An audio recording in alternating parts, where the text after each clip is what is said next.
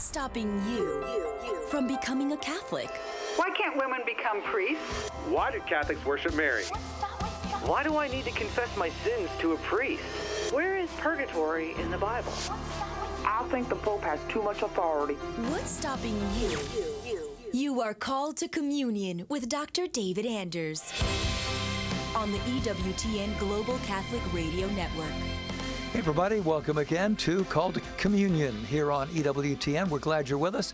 Today we're bringing you this program on this network, a Catholic network for non-Catholics. Now, why would we do that? Well, that's because we know that a lot of Catholics listen to EWTN, watch EWTN, check out EWTN.com, and those non-Catholics may have a few questions about the Catholic faith that they're just not seeing answered anywhere else, and maybe they don't know who to turn to.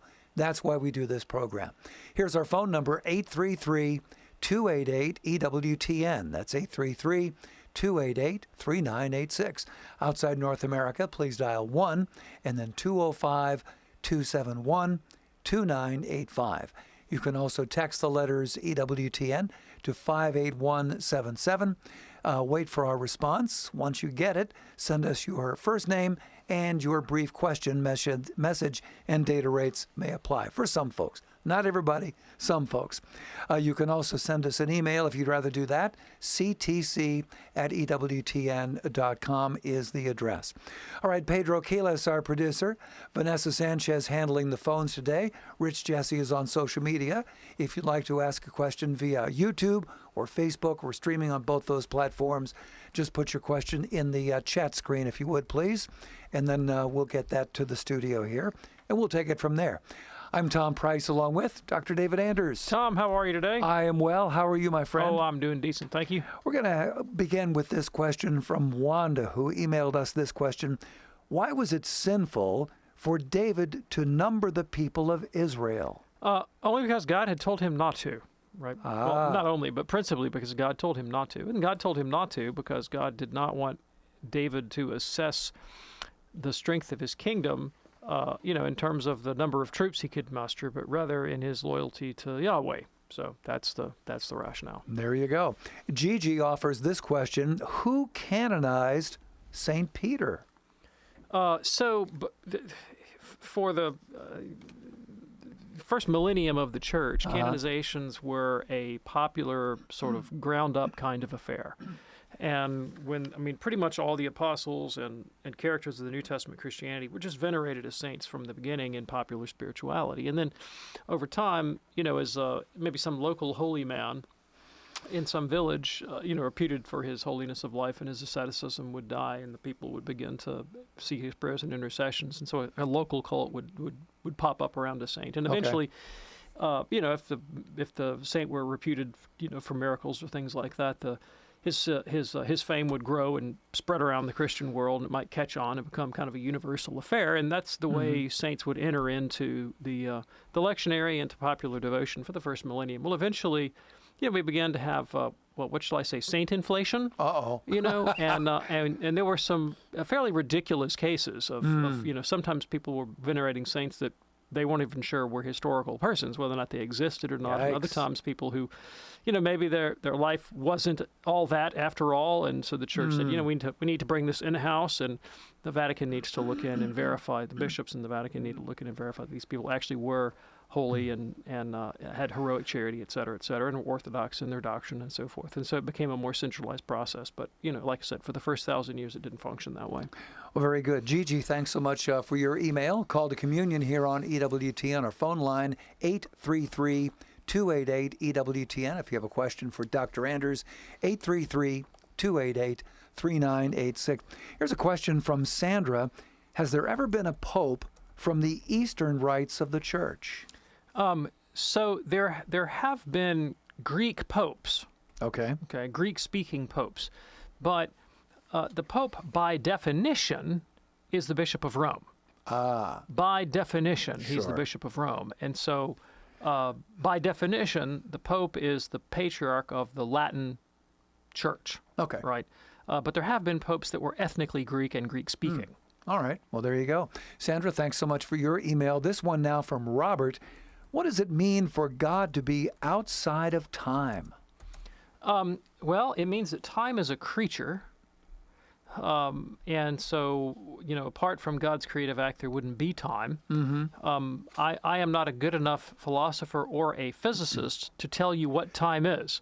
But I'm comforted in that, because neither could St. Augustine tell you what time was. He didn't know what it was, but he's like, we all know when it passes, but we don't know what it is, right? And again, I'm not going to venture into waters that I'm not qualified to speak on, but I think the modern physicists have concluded that time and space are somehow deeply interlocked, and so they both partake of somehow the same physical reality, and I don't know how that cashes out, but again, it's a creature, and so everything that exists, including time and space, are functions of God's creative act, and so God's not subject to them. God is the condition in view of which those things exist, and it means that God, from a practical point of view, it means that God doesn't experience the passage of time, right, any more than you could hit God with a baseball. Right, you could throw a baseball as hard as you want in any direction. You're not going to nail God, right? And in the same way, you could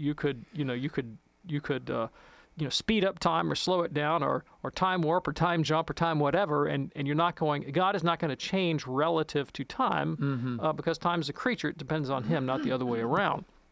And so basically, God doesn't, and it also has other implications. I mean, God doesn't think discursively. You and I think discursive. You think one thing, then you think another, and then you make a connection, then you draw a conclusion, and these things are temporal processes, and God doesn't think that way. God knows everything in a single permanent instant. Okay. Well, there you go. And thank you so much for your question. Appreciate that, Robert. And finally, from Xenia, how can I best explain baptism of desire? Great. Well, here, baptism of desire means that God grants the grace of baptism to people who lack the ritual, if they die with a desire therefore or thereof. Essentially, that's what it means. Okay. Very good. And Xenia, thank you so much for your email and for all the great emails we receive. We try to get to as many as we can on each of our programs.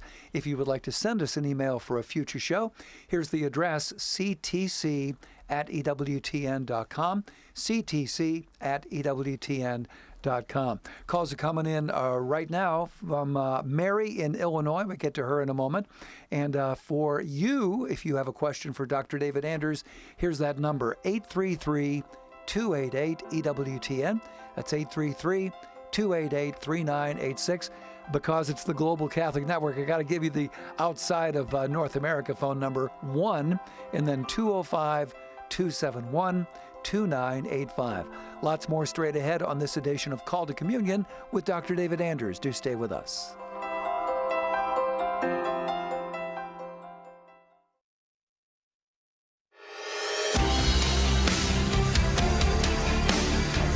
It's Call to Communion with Dr. David Anders here on EWTN. Our phone number, 833-288-EWTN. If you have a question for David, 833-288-3986. Have you checked out EWTN On Demand?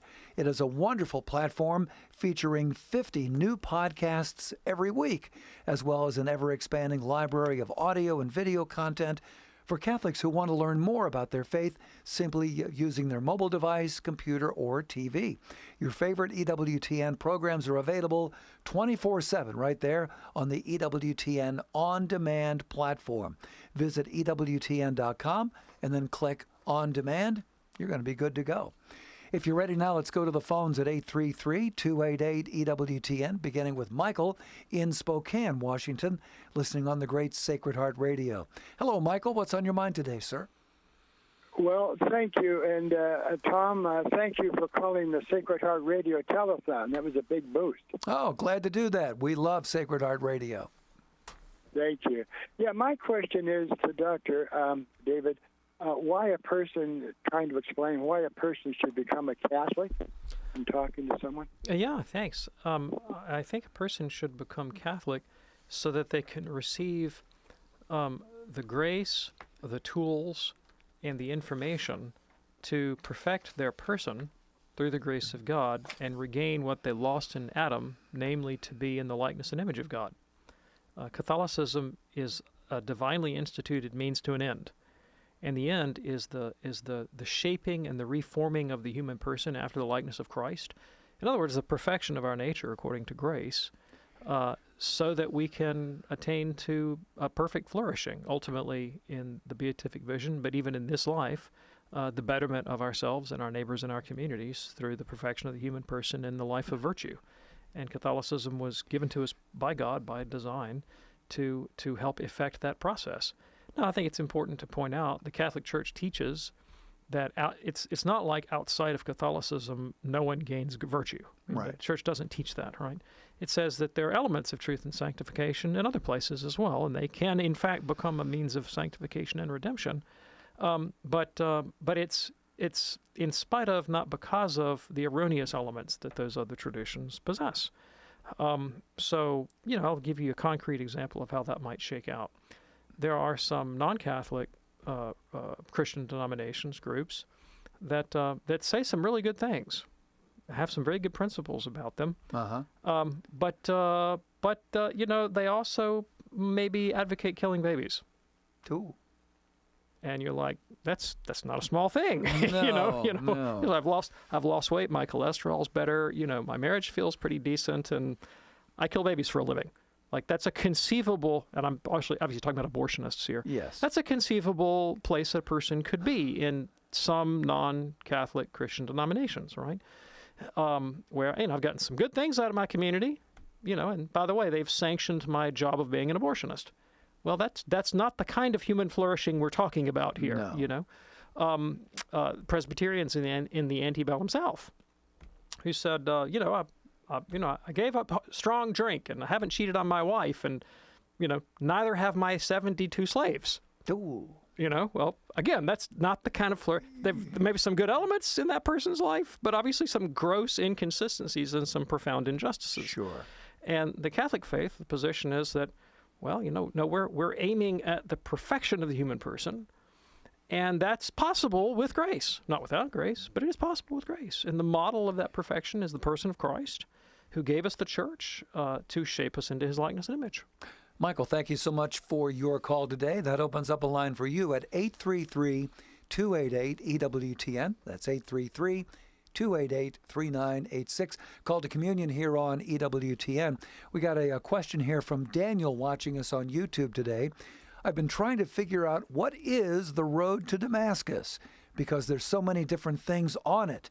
And what does the Catholic faith say about that? So the question itself is a bit ambiguous, right? I'm not exactly sure what you're asking. I mean, a lot of times people talk about the road to Damascus, or they talk about Paul's trip to Damascus when he met Christ. Yeah. And that's an historical event in the biography of St. Paul. But then that becomes, for many people, a kind of metaphor for a moment of enlightenment in their own spiritual journey. Kind of like crossing the Tiber. Well, that would be one. I mean, you'll hear people say, well, he had a road to Damascus moment. I get it. I get it, yeah. Meaning it becomes a metaphor for when you have some kind of key insight or illumination in your own spiritual walk, and you realize some truth, particularly when you realize some truth about yourself that you were once blind to. And I give you an example in my own life. So I've been about the business of being an apologist and a theologian for a very long time, even long before I was Catholic. And I used to do it, pretty eagerly, and in the hopes that I could convert people to Christianity or to my brand of Christianity. And it was a feather in my cap, if I could get somebody to pray the sinner's prayer when I was a Protestant. I thought, well, that was pretty neat stuff. And hey, look at me, I'm hot stuff. I'm a good evangelist. And I had some experiences in my life that showed me how hollow that is if I don't actually care about the person I'm evangelizing. That they've stopped being a human being to me, and they've just kind of become an object, sort of kind of like a carnival barker who's trying to get a mark, or the way a traveling salesman might think of somebody when they knock on their door. They don't care about you as a human being. I'm just trying to make a buck off of you. And there's a way to be, believe it or not, to be an evangelist that's kind of exploitive of people that way, that's proselytizing, and it's really about my self-aggrandizement and not their, moral or spiritual improvement. And I had a couple of experiences where one day I woke up and went, oh my gosh, I'm not a good guy. I thought I was such a good guy. And I actually realized that, maybe my motives in all this are not all that pure. And it really kind of took me by surprise, Sure. and that's sort of, that in a bigger sense, St. Paul, he's running around thinking he's doing the will of God. I mean, he's really persuaded that he's doing the will of God because, after all, God obviously wants him to kill Christians. And so that's what he's doing. He's chasing them down, and he's putting them in prison and even condoning their execution. And then he meets Jesus on the road to Damascus, and Christ says to him, Paul, or Saul, why are you persecuting me? And he's like, well, who on earth are you that I should be persecuting you? And he says, when you persecute these other people, you're persecuting me. And Paul goes, gulp. Oops. And he saw something. He had an insight. A last example, this is my favorite from Scripture in 2 Samuel 12. David has just committed adultery. He's committed murder first. He's murdered Uriah the Hittite so he could make Bathsheba available for marriage, and then he marries Bathsheba after having already committed adultery with her. And the prophet Nathan shows up, and he says, hey, David, there's this rich guy with a bunch of sheep, and he's got a neighbor who's poor and has this one sheep. And the guy loves this sheep, and, they go on picnics together, sheep sleeps in his bed, they're best of friends. And the rich neighbor has some visitors that come, and he doesn't want to slaughter his own herd, so he goes and steals the poor guy's sheep and feeds it to his neighbors, to his friends. Now the poor guy's left bereft, and the rich guy's still got his whole herd. And David's incensed, and he says, the man who did this thing should die. And then Nathan looks at David and says, aha, you, O king, are that man. Wow. And then David is cut to the heart and realizes what a bad thing he's done. And you might ask yourself the question, well, why didn't Nathan just come in and say, hey, David, adultery and murder are wrong? Well, A, David already knew adultery and murder were wrong. And B, when John the Baptist tried that, it didn't go so well for him. No. So instead, what Nathan does is he tells a story that forces David to have an insight, not just a moral lesson, but an actual insight into his character. And it's, again, one of those, toink, oh my gosh, what have I done kind of moments. And a lot of times that's what people mean when they talk about a kind of a road to Damascus experience, when you have one of those, I should have had a V8.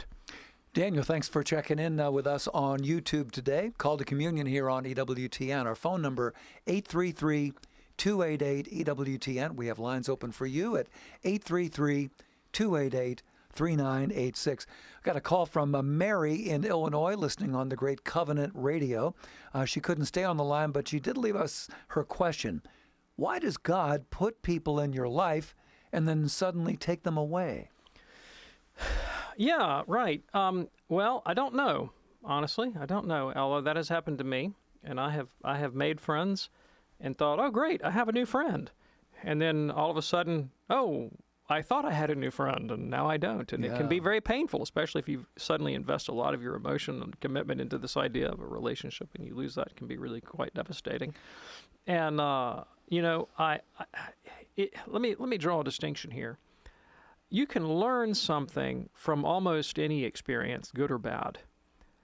That's different from saying, I know that God did this thing, so I would learn that, right? Because that's more than I know. Right. That's ultimately, it's impossible for me to discern everything about the divine plan. There may be things in God's plan that you'll never come to see. There may be aspects of this. Maybe it has to do with the other person and not you. Right. So you can't ever know that. But what you can do is you can say, okay, what benefit can I derive from this loss, from this disappointment, from this tragedy? How might I grow close to the Lord? How might I become more like Christ? And one thing that I've learned, and I've learned it more than once, and I keep learning the lesson, because I've had people make commitments to me and break them. People that I was relying on, maybe emotionally or materially or whatever, what have you. And I know how painful that is. It's made me very sensitive to, Anders, be really careful about what you commit to people. And if you do commit, well, by all means, you better stick to your commitments, because you would hate for somebody else to look at you and say, well, you never believe what Anders did to me, as I have felt of other people. So I'm not saying that's the total reason that happened to you, but if you can derive that kind of insight from it, well, then you can make some good out of it. Mary, thanks for listening to us on Covenant Radio. Call to Communion here on EWTN. On our last program, we got a question from Drew watching us on YouTube. We couldn't answer it then, so we're going to answer it right now. Dr. Anders, when did once saved, always saved become a Protestant doctrine in some of the lower churches? Thanks, Drew. Yeah, thanks. I like that descriptor of lower churches. Lower churches. I think he means low church churches. I think so. They're like non-liturgical churches. Yeah, okay, yeah. so in the Protestant Reformation, it was an article of Calvinism that if God regenerates you by His grace, and that's what we mean when you have sanctifying grace, you've been regenerated, you've been born again, that if you are regenerated, truly regenerated, then you can't get unregenerated, okay? That was Calvin's doctrine. Okay. That's not yet the same thing as once saved, always saved, and I'll explain why. All right, so in Calvinism, this became known as the doctrine of the perseverance of the saints. If somebody's really united to God in grace, they will necessarily persevere to the end and be saved. They're not going to fall away from that state. However, Calvinism recognized that a person could think they were in that condition and be wrong. And so the empirical fact of apostasy was recognized by Calvinists. They recognize there are people who give the appearance of faith, who give the appearance of regeneration, and then later fall into manifest gross sin, or they lose the faith altogether. And the Calvinist position on that would be, well, that person was never regenerated to begin with. They had the appearance, but they didn't have the real McCoy, okay? But since Calvinism initially had a doctrine of regeneration as something that was conveyed in baptism, or at least was closely associated with baptism, you could have a person whose regeneration was in doubt, like a child, for example. You would presume it because they were in the covenant, they'd been baptized part of the community. But Aristotle once said, call no man happy until he's dead, because you can't really know the condition of a man's life until you can assess its totality, and that would be kind of the disposition. Like, persevere, stick with it, and you make it to the end of your journey, we'll know that you were regenerate all along. Now, what happened in 18th century Protestantism is, it started in the 17th century, but it really comes to fruition in the 18th century, is this movement to sort of reconfigure the beginning of Christian life away from baptism and towards the moment of personal conversion. And initially, personal conversion was thought of as something, kind of a spontaneous work of God. In fact, Edwards has a treatise almost exactly by that name. It's like the surprising work of God, about the work of revival in Northampton, Massachusetts. And it's something that sort of comes from the outside, and you don't anticipate it, but voila, you've been regenerated, and you have some profound conversion experience and that sort of thing. But then 100 years later, in the 19th century, you get the Second Great Awakening. You get men like Charles Grandis and Finney, who think, we don't have to wait around for God to do this thing. We can manufacture it. We can set up the psychological conditions that can coerce a person into making a decision for Christ and for converting themselves. And it's from that movement that you get the push towards things like the sinner's prayer, pray to receive Jesus into your heart. And so the idea becomes, this is 19th century Protestantism, the idea becomes that, hey, if you do this thing, if you pray this prayer, if you make this commitment, then you're saved. Then you're saved. Now, obviously, that sort of commitment is, could be very shallow. It could be just driven by emotion. And naturally, a lot of those people maybe are not going to stick around. But that would, if you say, well, they weren't really saved to begin with, well, then that devalues the whole force of the conversionistic movement, right? And they would say, well, what's the point of revivalism after all? If it doesn't stick, why have revivalism? And so then you get another development, which is this radical once saved, always saved, which, unlike original Calvinism, did not want people to, didn't say if you apostatize, you weren't really saved. Now you begin to get serious antinomianism, where people say, well, all you got to do is walk forward and pray the prayer at the altar, and even if you walk back into sin or lose the faith later, you're still quote unquote saved. So that's a development of a development of a development within Protestantism. And so the form of the thing that you get today, really I would date to late 19th, early 20th century. And that's not universal among Protestants. Like, still, the Presbyterians, the Reformed Christians, would not hold to that form. Okay. Very good. And Drew, thanks for your question via YouTube. We're probably about the halfway mark here on EWTN's Call to Communion. Still plenty of time for your phone call at 833-288-EWTN. That's 833-288-3986 for Call to Communion here on EWTN. Do stay with us.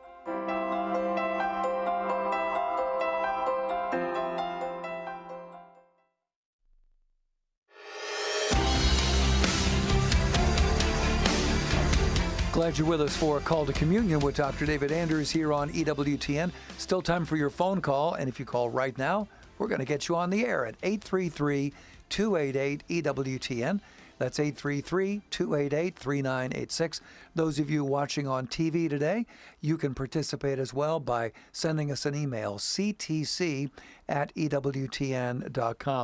We'll get back to the phones in just a second here. Congratulations to another EWTN radio partner. That would be KDMI, 97.5 FM, serving Canton, Texas. They are celebrating 10 years with us. Congratulations to Ken Mings and everybody there at St. Teresa Catholic Church from your friends here at EWTN. Let's go now to Joseph in Henderson, Nevada. And Joseph is listening to us on YouTube today. Joseph, what's on your mind? Hi, Tom and Dr. Anders. How you guys doing? Great. Thanks. How about you? So, the reason for my call today is something I'm not really proud of, but I want to get your advice on this. So I'm a regular participator. I participate in my parish. I serve in the music ministry. I like talking about myself, but I'm very talented. But I've been suffering for the last 10 years with a strong case of mental illness. I know it's going to sound weird to you, but it's been a big stepping stone to me forming relationships and, really living out the Catholic life that I envision for myself. And so I've had a few people in my parish, I don't really get along with, that they're bullies. They harass me. And I ended up acting out, on them. I don't want to get into the details of it. And I got a letter of excommunication from my bishop.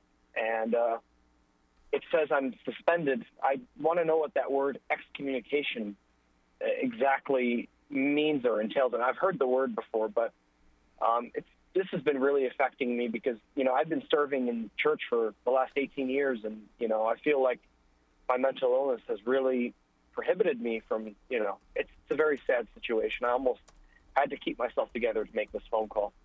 Okay, thanks. I appreciate the question.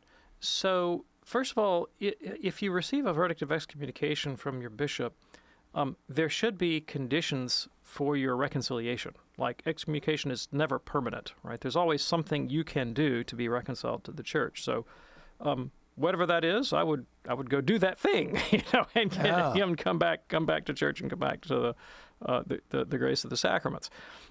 But excommunication forbids you from participating in any Catholic rites. I mean, you cannot receive the sacraments in the church, and you're barred from other forms of participation, per the terms of the excommunication. And it's meant to be curative, corrective, to motivate a person to change whatever behavior has motivated the bishop to make this judgment. So it's a serious thing. Yeah. And the idea is to get somebody to correct their situation. Now, if it's the case that whatever the behavior was that precipitated this degree of excommunication, you believe to have been the result not of a sort of settled rational judgment on your part, but as the result that was precipitated by mental illness, that would definitely be a mitigating factor. I don't know the extent to which it might mitigate the church's penalty, but it would definitely mitigate the extent of your moral culpability, and I would, give yourself a break and give yourself a pass and so forth. And since the details of this case are way beyond me, I have no idea what we're talking about, and my knowledge, of the fine details of the law of excommunication as application is not that of a canonist. My recommendation to you is that number one, you start with your pastor, and I presume he knows all about these details. But I would snuggle up real close to your pastor. If he thinks that there has been an injustice done towards you, he can advocate for you. And you can also obtain privately a canon lawyer to represent you, and you could bring that as well into play. I'm not saying you should. That'd really be the pastor's judgment as to whether you benefit from that or not. If there's been some sort of injustice towards you. This is all way above my pay grade.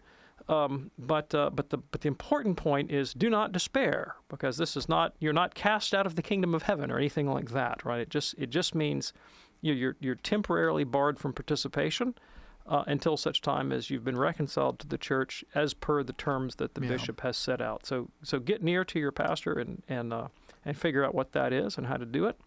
And then finally, when it comes to the question of mental illness, my heart goes out to you, and this is a scourge that many people in our culture suffer from, and it's quite painful, and it's poorly understood by people outside the mental health community.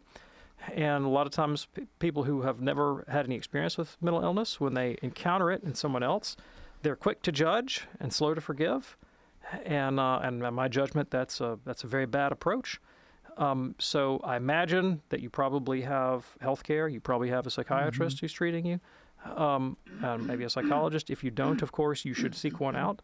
But I also think you should probably seek out other forms of support. And I don't know if you're familiar with the National Alliance on Mental Illness. If you don't, there are good support groups there available, both for people who have mental illnesses as well as their family members. And so I would strongly encourage you to find support in that kind of a community. There are some Catholic parishes that have their own homegrown support groups and communities for those that have mental illnesses. And your diocese probably has an Office of Catholic Social Services. It may have a Department of Catholic Family Services that offers counseling services. And so maybe getting a hold of some of the people at Catholic Social Services or Catholic Family Services and inquiring what resources there might be in the diocese and support groups for people that suffer from mental illness, et cetera, et cetera, et cetera. So definitely network and educate yourself, get support, get the psychiatric care first and foremost, get the psychology, get the therapy first and foremost, but also don't neglect to find those supportive communities as well, where you can know that you're not alone and other people suffer these things as well. Joseph, is that helpful for you? Thank you so much, Dr. Anders. I appreciate you guys' help and support, and just pray for me. Absolutely. Thank you so much. We'll do it, Joseph. Mental illness, it touches so many families, doesn't it? It seems like just about every family I know has some kind of a touchstone with mental illness.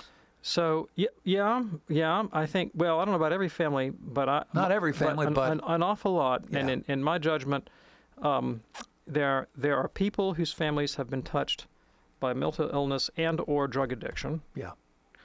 And then there are the few whose families have not.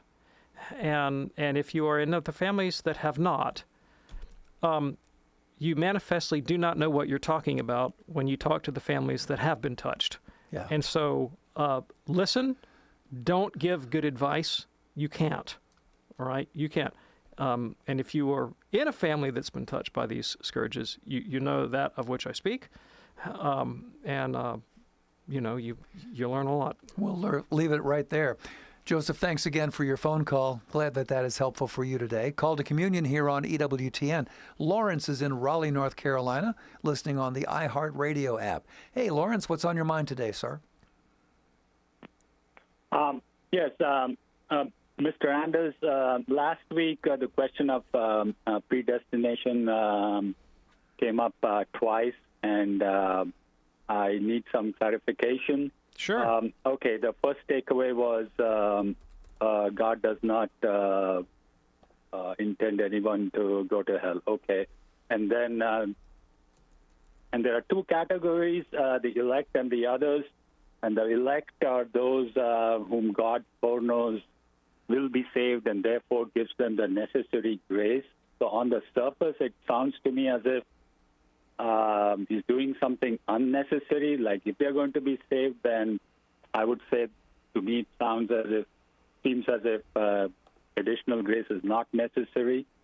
But anyway, but this, my understanding was perhaps it's not official church teaching and not theologically accurate that we are all equal in God's eyes, given since we learned from the Gospels that Jesus goes after the one lost sheep and leaving the 99 righteous behind, and there's more rejoicing in heaven over one sinner who repents than over the many righteous who do not need any repentance. So okay. If you could please reconcile thank you. all these together and make something that's more coherent to me, please. Sure. So first of all, let me say that the text that you cited in favor of the thesis that God does not have favorites, namely that Jesus goes after the one and leaves the 99, I think proves the opposite of what you just said, right? If what you're trying to establish is that God loves everyone equally and doesn't have favorites, then it cannot be the case that there's more rejoicing over the one than over the 99. Now the irony here is that maybe God's terms of evaluation are not the world's terms. In other words, like the world might value the 99 and leave the one. Yeah. But still, Jesus is leaving the 99 and going for the one. He may have inverted the order of priority, but there's still an order of priority there, right? And how many times do we recite in the Psalter when we get to the Psalm in the Mass? God lifts up the poor and humbles the rich. I mean, there's constant affirmations in the liturgy of God showing favoritism to one group over another. The election of Abraham from all peoples of the world, God didn't elect me to be a great nation through whose descendants the whole world would be blessed, but he chose Abraham. Why Abraham? Not me.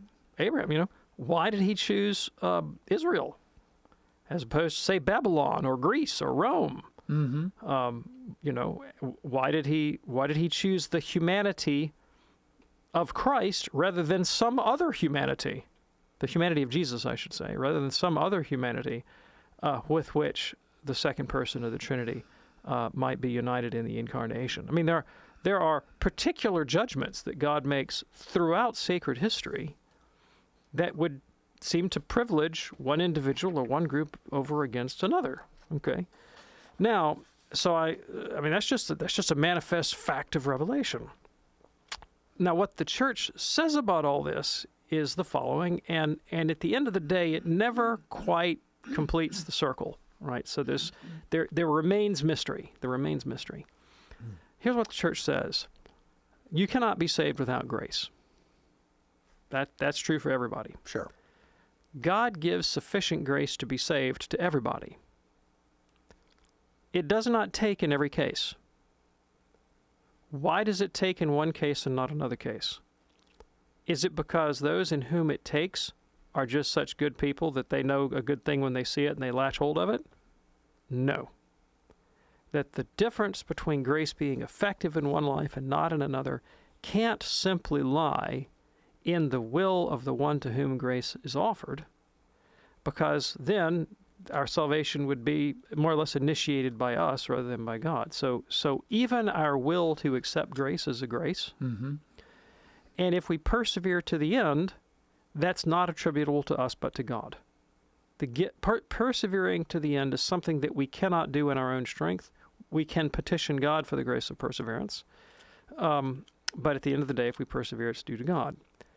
Now, but the church says that the grace that God offers to everyone, sufficient for their salvation, is not in vain. It says that our prayers for perseverance are effective.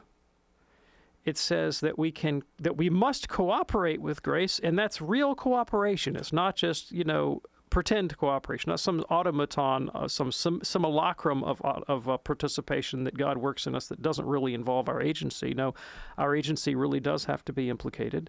It is possible to resist grace. These are all doctrines of the Catholic faith. It's possible to resist grace. It's possible to not persevere. And if we do, it's our fault. And if we reject grace, it's our fault. All right?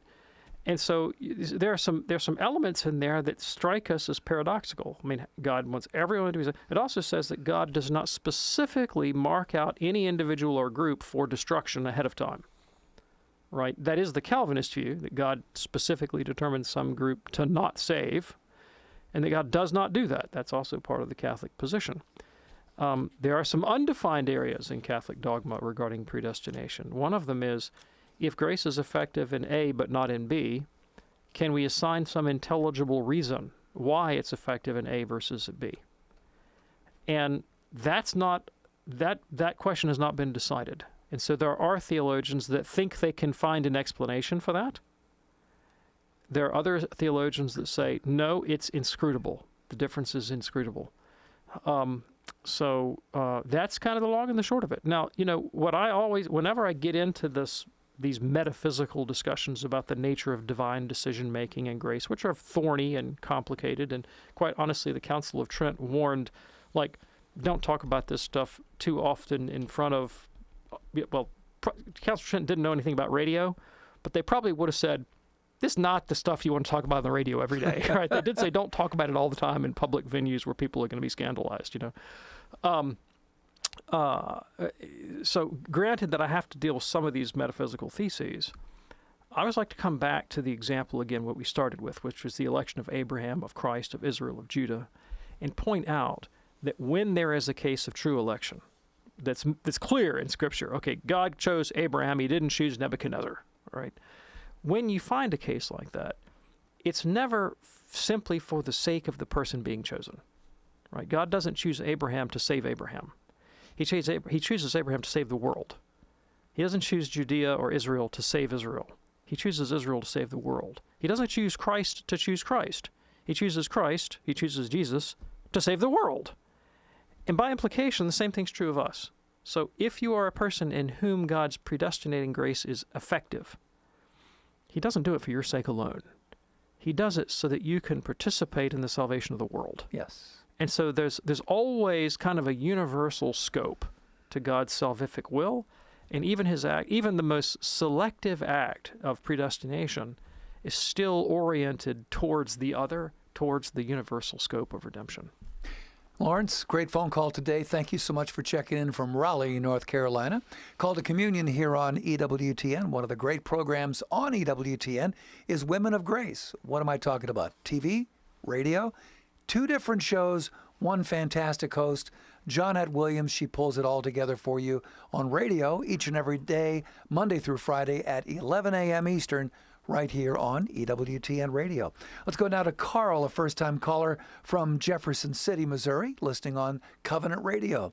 Hey there, Carl. What's on your mind today, sir? Well, I'm a new Catholic. A priest said that what I had to do was say, I am Catholic, and then have confession. And I had confession Friday. I go to after the noonday Mass because I can get there on the bus. I've got a lot to learn about doing things right. I love the Catholic Church. I love the Church. And I'm blessed by taking the sacrament. And I'd like to know, the person screening the calls said, and you probably did too, that getting people in your parish to help you along the way is the right thing to do. Okay, yeah, thank you. So is your question to me whether or not you should rely on the help of your parish? Is that what you're asking me? Yes. Okay, sure. I really appreciate the question.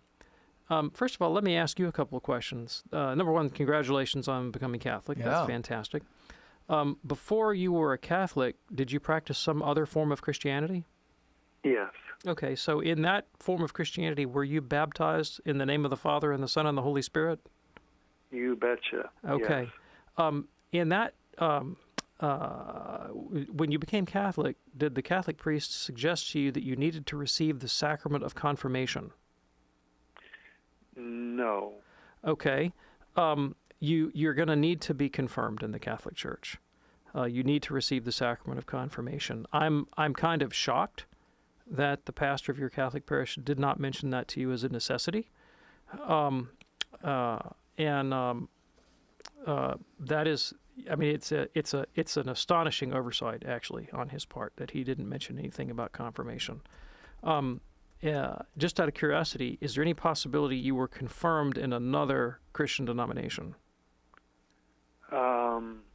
No. I was baptized, but I don't think they have confirmation in the faith that I was in. Even if they did, it would not be valid. But I was curious because I'm trying to get in the mind of the priest here. Yeah. So you would definitely need to be confirmed. Did the priest at your that received you into the church, did he suggest that you attend any classes of instruction on the Catholic faith? There's a series of courses worldwide called the Rite of Christian Initiation for Adults, RCIA. Sometimes it's called OCIA, Order of Christian Initiation for Adults. Did the priest say anything about that? No. and there'd be no way for me to get there. Okay, all right. You have some impediment. All right, I see. I understand. All right. Well, still, you definitely want to explore. You definitely want to explore confirmation, and you definitely want to explore further instruction in the faith. So maybe this is something. I don't know if when we get done with this call, Tom, you think we can send him back to the call screener to get him resourced on maybe some online instruction in RCIA type material, so we could get him through a course that would kind of give him the fundamentals that he would get if he went to an RCIA class. So I definitely think it's worth going through the paces and taking some of that instruction and learning the basics of the faith. If you're able to read, I don't know, that may be an impediment for you to reading, but if you're able to read, I would recommend you get a hold of the Catechism of the Catholic Church. It's a really big book. If it's too big for you, then I would recommend you get something like the Compendium of the Catechism of the Catholic Church. That's a much shorter version. Either one of those would be good. Also, here's a really good resource for you. Father John Trigilio has written a book called Catholicism for Dummies. Yeah, great book. You're not a dummy, Carl. We're all dummies. Okay, we're all beginners, right? That's how you have to look at this. But it's in that same series that does, like how to work on Microsoft Excel for dummies. It's the For Dummies series. Yeah. He has a Catholicism for Dummies, and that'd be a great sort of jump in with both feet and learn the basics kind of introduction to the Catholic faith for you. So maybe get a hold of Father John Trigilio, Catholicism for Dummies, and he's on the network too. You'll be able to catch. Is that on Mondays he's on? By golly, it is. Well, so he's on after this show. Well, that's right. Yeah, so maybe stick around, and I don't know if he gets to call to an hour, I don't know if we'd let him do that, but if Carl can talk to Father John too, that might be kind of neat. And then. So what else? And in terms of your basic question, which is, should you ask for help from people in your parish? Absolutely. You said it would be difficult for you to get to a class. If it's possible for you to get to the parish, then definitely join some groups.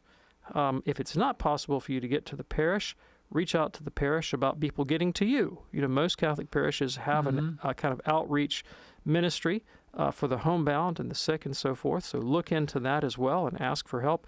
But yeah, what you're doing today is great. You're reaching out and asking for help.